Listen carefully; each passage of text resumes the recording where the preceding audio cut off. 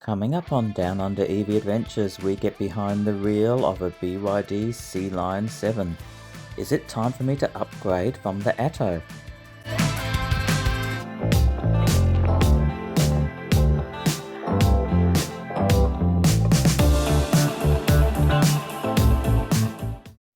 Welcome back everyone to the channel. So today we're going to hop into the Sealion 7. So my wife and I are in Perth at the moment, and we thought we'd take the opportunity to get behind the wheel. As you know, I'm hoping to upgrade my car perhaps this year from the Atto and get an all-wheel drive. Unfortunately, they didn't have the performance version available, but they did have a premium version. So let's join me in real time. We're going to first start off with a car on the showroom floor, and then we're going to get behind the wheel and take it for a test drive and take you through the ins and outs of what we thought for it. Now I've divvied it up, so skip ahead to whatever chapter you like. Let's get into it. The seats are very comfortable. Yep. A lot better than the Attos. The seat's actually beautiful. Well done BYD for that. A glove box that you don't need to use an app for to get open. Looks like that's USB-C at the bottom there, and another one perhaps USB-A and 12 volt. This little gear device here, some physical buttons. The materials feel good. Good quality materials there is. The binnacle is nice and large there. Massive screen in the middle. And these look very similar to what's on the Atto.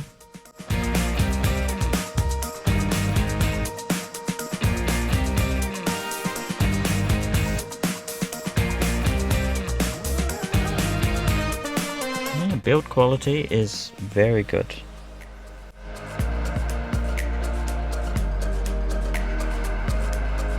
Steering wheel seems a bit high, but I'm sure you can adjust it electrically. You've got twin chargers there, fully adjustable seats. The seats are very nice, the roof line is a good height. It's actually nicer than I thought. Yeah, the beautiful lights on the, yeah. It's very nice. This is very comfortable, isn't it? It is. I think that might be a fatigue sensor when you're driving, possibly. I love the binnacle here. This is really nice, so much bigger. Yeah, retractable door handles. Yeah.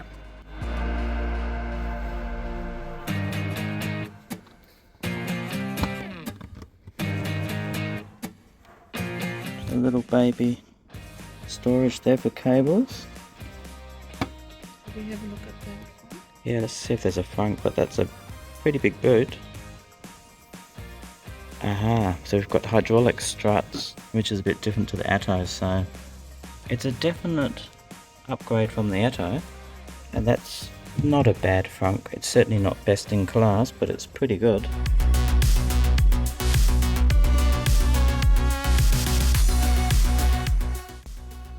And look at these are all sold vehicles already. The Sealion 7 sold, the Sealion 6, possibly a Sealion 6 as well. But they, look at that, they've sold a 7 already, amazing.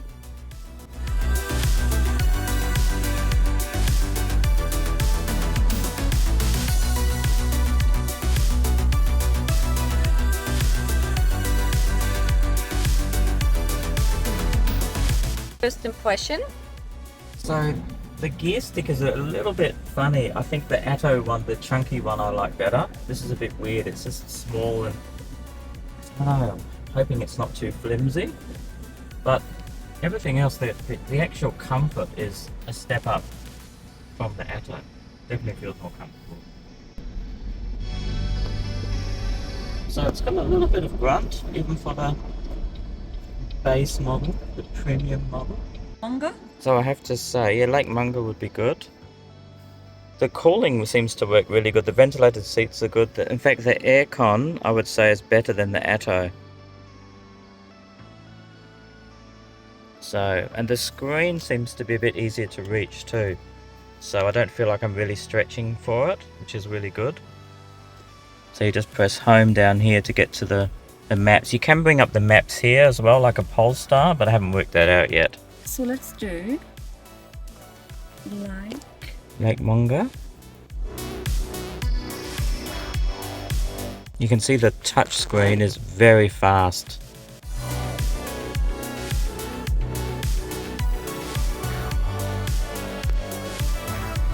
So it's a Please very... observe the applicable traffic regulations. Guidance to destination is starting. Estimated time of... Okay, so the touch screen top mark so far, it's very, very good. So I've noticed even if I look away to the screen for more than a couple of seconds, it'll come up with something, keep eyes on the road.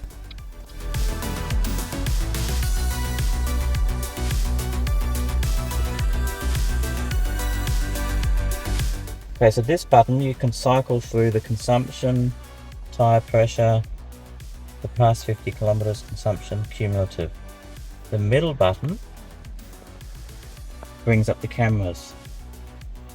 The next button here, this must be to do with the this is the cruise control, automatic cruise control active, and then I can set it. So that's your cruise control here, the one closest to the horn.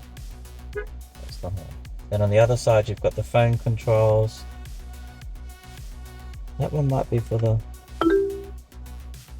turn up fan speed by 2.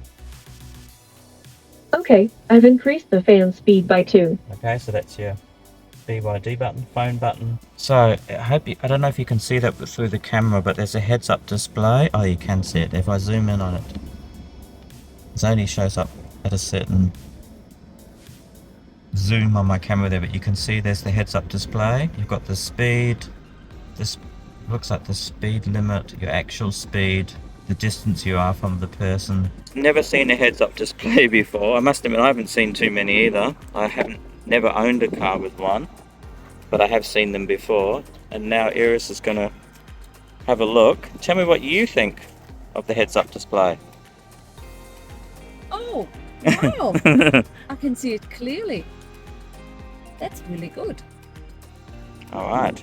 So let's have a look around. This is a white one, and most likely if I did buy a Sealion, I would go for the white. So we've got plenty of room there in the back. This is definitely a bigger car than the Atto. We've got some pockets there in the back. You get a couple of air vents, and I suspect there's some charge ports under here. Yes. So you've got USB-A and USB-C, but other than that, it's a nice place to sit. These seats here are just as comfortable as at the front. You've got speakers here and your window controls. So it's much less funky than the Atto. This is quite nifty though, the door handle there, I like that. And the materials feel very solid. Looks like we've got the Continental tyres, which they seem to be going with for the tyres there. So these are 19s, 255/45s, quite nice wheels. I do like the lights there, that looks really good. So the charging port is at the back here, which I don't know if that's a good idea or not. It might mean you have to reverse into some charging places. That's pretty funky.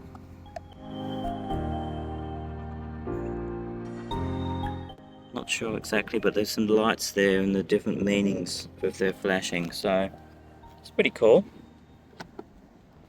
You've got a little spoiler there on the rear.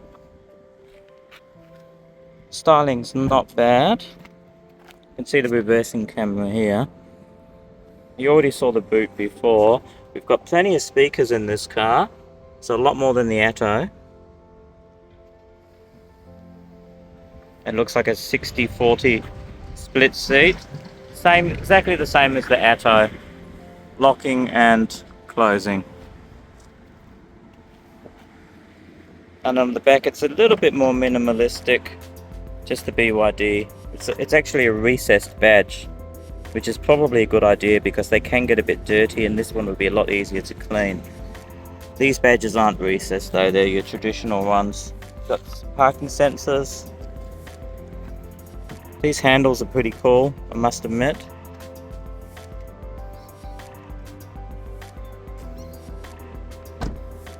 And then the passenger seat, which you saw before. So it's quite conservative, I think, with the interior, but it's not too conservative. It's got a little bit of pizzazz, I think. It looks quite stylish. So the doors are pretty solid. A nice satisfying thunk there. So I have to say the quality, if anything, the quality of these cars is just improving. The headlights look pretty great. Now one thing that BYD do really well, I think, is the lighting. So the interior lights and the external lights are all good. I love this badge here, which is almost recessed. It's just a slight bump on it. It's very stylish. This little design here, they've got some great design. I love the fact that we've got hydraulic struts. It just comes up so easily. I don't know why they don't do that in the Atto. There's a little reservoir, of course, for the water. And the Frunk, I think it's a pretty useful size. Do you really need bigger than this? Do you really need a giant Tesla Frunk? Well, maybe some people do if they're traveling a lot or you've got lots of kids. But for most people, if it's just two or three people traveling, this is just some nice extra handy storage for either cables or a small suitcase or a backpack or something. Okay, and I'll just close that. Alright, nice satisfying thunk. It seems to be again screwed and bolted together pretty nicely. And I quite like this. This is really good. No dragon scales. Boo-hoo, why didn't you put some dragon scales on this car? At the Atto we've got a boot release here, which is always great to have. Just a little extra thing there lifting up the boot. Now check out this styling. So we've got the roof line sloping down a little bit. Looks really nice. So you can see in the doors here, you've got this pretty cool looking silver material. Almost looks like titanium. It's very nice. I quite like the handles too. I don't know, the styling is a bit subtle. You know, definitely a far cry from the Atto, but I think this is a sort of car where the styling will really grow on you. It's very subtle, but the more you look at it, the more you realise, wow, it's been pretty well done. Got some scuff plates. I don't know if they're standard or if they've been added. This is the seat controls. You can see you've got a lot more seat controls on this than you did with the Atto. So that's a bolster at the front by the looks of it. Okay, so you can see there. That's the top button there. This one here is actually the lumbar support. So that's pretty good too. I think lumbar support is really good on the car. So you can get a lot of positions here, and I think you can easily find a nice, comfortable seating position with all these controls. Certainly more than the Atto anyway. We're going to try and get the map controls on the binnacle. So like the Polestar, I really enjoyed driving the Polestar around with the maps on here. It's a lot easier, so we'll try that. So a lot of these systems here look very similar to the Atto and to other BYDs like the Dolphin that I've driven. Right, so it's the far right button. You can scroll through some settings and you can see it shows up. There's just a little map. I believe you can get the whole binnacle in the map, but at least you've got your directions there, which is good. You can see there's 50 kilowatt charging in the middle there, which is a pretty decent speed, although I have to say with my phone and with the cover you couldn't actually get it to charge. BYD doesn't even have BYD West Perth. We did a search. We actually have to put in the actual address to find it, so a bit silly, but never mind. Alright, so we're going to go back now. So the cameras are fabulous. I didn't think they could improve on the Atto, but I don't know where you can see that. That is absolutely almost 4K quality with the cameras. So the cameras are brilliant, and you've got that overhead view. can cycle through just like the Atto to which cameras you want to use. We've got on this map, and we've also got it there on the binnacle. Is there anything on the heads-up display telling you where to go? Yes, it does. It's on the heads-up display as well, but I can't show you that, but that's good to know. I can show you. See?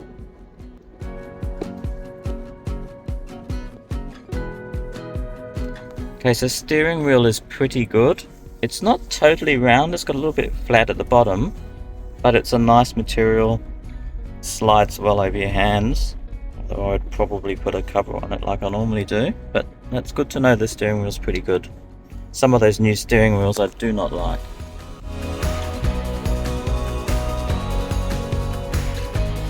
I really enjoy that it tells you the direction. So the navigation is, I think, a step up too from the Atto. So you can see there you've got where to go, and it's also on the map here. You've got a little camera that's showing up because you're near a curb. I have to say the driving experience is pretty good.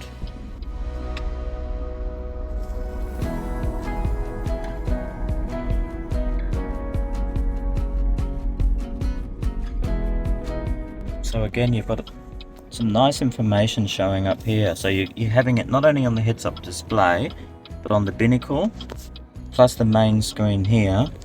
And you've even got this little camera showing up because you're near the curb there. Quite a bit of useful information. You have so much information. The seat you can adjust just the way you like it, even with short legs. It feels very comfortable. It feels really safe. Yeah. When do we buy it? Okay, so definitely my wife is fairly happy with the driving position and, you know, the adjustments that you can make on this as opposed to the Atto. But definitely the information, there's just a little bit more going on to help you, you know, with the driving experience, which I think makes a difference. The only thing I perhaps don't like is the gear stick. I think it's a little bit novelty. I think you have to get used to it. Yeah. I got a bit confused at the beginning. But it's definitely a welcome change to have, you know, the buttons, the physical buttons. So it's very similar to the Atto in that respect. You can do this one as well. You can only turn it on and You can off. turn it on and off, yeah. And then you've got blind spot, the automatic hold by the looks of it. Oh, that's your braking. Okay, so you got standard and high. You got a snow mode as part of your modes here. Stop, start button, park. Park is separate, of course, from the gear stick. So got a little bit going on there. So we're just driving next to Lake Monger. It's a very sort of foggy, smoggy day, I should say. Almost like smoke from a fire here in Perth. So I don't know why it's so smoggy. And in fact, something came up on the screen saying the particulate detector had detected that there was high particulate matter in the cabin. Did we want to clean it? So that's something that the Atto has as well. You can see here the display in the corner. So the car, I think, would make a good touring car. There's a lot of room in the car. It feels more like the sort of size car that you'd want to take on a longer trip because of the extra space. Definitely a bit of extra leg room here at the front, and there's definitely more luggage space at the back. You know, the roof line is at a nice height. You've got a shade cover there going across the roof, which is good. Plenty of space for all your luggage when you travel. So I have to say, so far I'm pretty impressed with it.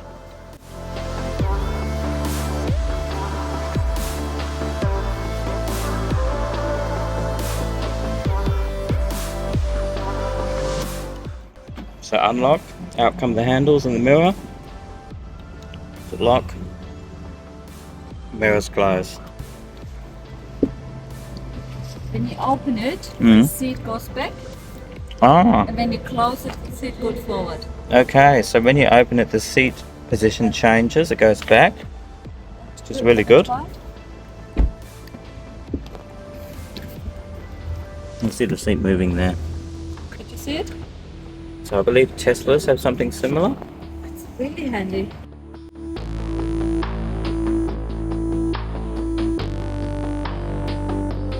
And there we were back at BYD returning the car, and I have to say, what an impressive car. It was a lot better than I expected. Now the car does have some faults, which I'll go through. To give you an overview, the battery size is around 82.5 kilowatt hours, and that equates in the premium model, which we drove, the rear-to-wheel drive version or the two-wheel drive version, around about 480 kilometers range. Now if you go for the performance all-wheel drive version, that range drops another 30 kilometers to around about 450 kilometers. So it misses out on the UK specs. So over there in the UK, our friends get a 91 kilowatt hour battery, which equates to a range of over 500 kilometers in the rear wheel drive and slightly less in the performance model. I think it's a shame that they didn't bring the larger battery size to Australia. I think that's really what consumers want. They want a car that can have a range of around 500 kilometers. Now I did notice on the dashboard the current economy was showing around about 18 kilowatt hours per 100 kilometers. If we extrapolate that out, that means that the car that we were driving would have a range of about 450 kilometers, just over. But remember, we were driving the premium version, so that would drop probably at least 30 kilometers if it was the performance version, giving a range of what would be similar to an Atto 3. And really, if you're buying a bigger car, you really want a slight increase in the range, I would imagine. So I guess that's the big downside of this car. Talking to the guys at BYD, they said they've got no plans to bring out the bigger battery as far as they're aware, and they don't think it will happen. Apart from the battery, there's not much difference between the premium and the performance model. So there's that difference in range, with one being an all-wheel drive and the other being a rear-wheel drive.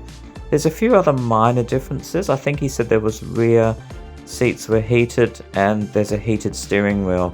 There might be a few other minor things, but other than that, not much difference between the two models. Okay, let's have a look at the pros and cons as we see them. So just quickly, pros: the seats and the comfort are excellent, so a huge step up. It's right up there with Tesla in terms of comfort.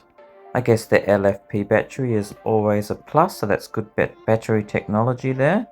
The prices aren't too bad, they're undercutting Tesla a little bit, so the base model's around that 55,000K and the drive away is 69 for the performance, so well cheaper than the Tesla Y performance model. And finally, just like the Atto, it's a great all-round package. So it's been very well put together, build quality is excellent. So it's a great car, I cannot deny that. On the negative side, well, I've already mentioned the battery. It's a real shame that they couldn't have a larger battery size for the Sealion 7. Another thing which is perhaps a slight disappointment is the ground clearance. So you're looking at 170mm for the premium model, the one we drove. That drops to 163mm on the performance model. I wonder how that will affect getting in and out of the car. I guess I won't know until I get behind the wheel of one. But really, they're both less than the Atto 3, which I'm currently driving. So that is slightly disappointing. I would have thought, again, you'd want to step up from the Atto and have better performance. So I guess that's a con as well. But I'm struggling to find something else that I don't like about the car. The only thing I would say is the driver attention. You sort of can divert your eyes away from the screen and it comes up with a warning. I think that's pretty silly. I wonder if you can put just a bit of tape over the camera there. I have heard of people doing that with other models. Perhaps you might need to do the same with this car until they sort that out with a software update. So yeah, that wraps up my pros and cons. I will say though that the car is definitely less bingy bongy than the Atto. That is also another huge step up. I guess you could say that's a good pro as well. So the noises are, the volume is less and there's less bingy bongy noises. The lane keeping is probably among the best that I've driven, and as you know, that's a bit of a bugbear of mine with modern cars. To sum up, this is a fantastic car. We both enjoyed it very, very much. We're seriously considering it. We just have to go away and work out if that range is something that will work for us. We have to really grind out the figures, perhaps wait until we can look at some real world figures of people, particularly in Australia. So How about you guys out there? What do you think? Do you think this is the car that we should upgrade to?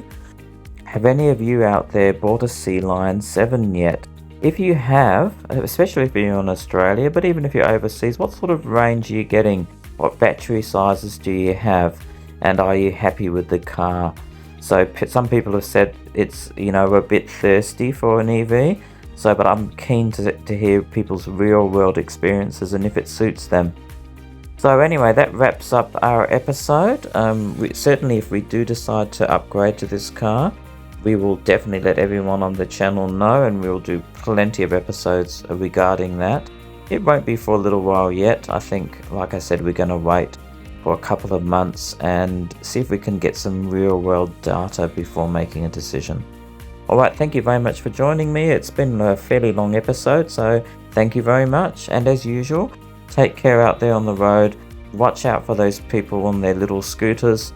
And we'll see you next time on Down Under EV Adventures. Take care and bye for now.